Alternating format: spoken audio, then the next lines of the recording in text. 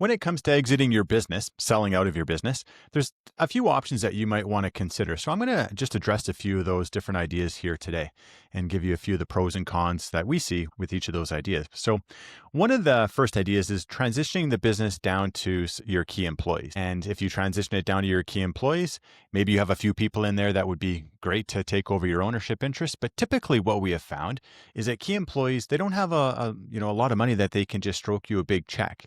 And so what happens is you're going to set the structure up where they're going to pay for the business over time through profits of the business. Typically, what happens there is you would arrange it where you provide them with shares.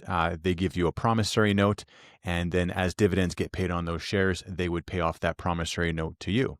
And what that means, often what we see is that the business owner is not able to fully retire from the business because they kind of have to sleep with one eye open, making sure that the business continues to run, that the employees are doing a great job, and that it's profitable. The employees don't suddenly start making crazy expenses and buying new vehicles for themselves and increasing their salary, etc., to the point where the business just isn't profitable anymore and the payments can't be made. So transitioning down to key employees is certainly an option. It does come with its cons. The pros of that, though, are that if you have a good group of people and these key employees are capable of taking it over, they've helped you get to where you are today. So it's kind of a way of giving back and helping them and getting them motivated. So certainly an option. We've seen it work very successfully.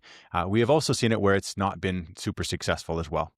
So that takes us to transitioning the business down to your children. So maybe your children work in the business, and if you're thinking of transitioning it down to them, this may certainly be an option. And if your kids understand how the business works and they've got some good business acumen, maybe this is a great idea. However, this also comes with its complications. So if they're your children, you're likely going to help them out more than what you'll help out your key employees. So what I mean by that is if the business really starts to get in trouble, you may find that you are all in. You're coming in out of retirement. You're going into the business. You're now pulling money out of other investments to fund the business again if it runs into financial trouble. And so sending it down to your children can definitely be an option, but it absolutely has its drawbacks. Now, the nice thing about putting it to your children is that it can keep your legacy going. Your children are able to continue running the business. They can keep the legacy going. If you've built the business up, maybe that's a great thing for you to do. And maybe your children are super excited about that. So that takes us to the third option, which is selling to a third party. So just outright sale to a third party. And what we find is that if you want to retire and you want to be able to sleep soundly at night, this is often one of the best options. So selling to a third party, ideally, you're going to get a lot of the money up front. You may find that you have a vendor note. So that means that the third party owes you some of the money over a period of time from the sale. And there might even be an earnout. So an earnout just means that when you sell the business, you're trying to sell the business looking at all the future growth would be and the future revenues, and you're trying to sell a rosy picture. And so the new buyers, they'll say, yeah, they'll pay you for that, but you must hit certain financial goals or financial markers to be able to get paid that earnout. So, but the nice part is you do get a large chunk of cash up front.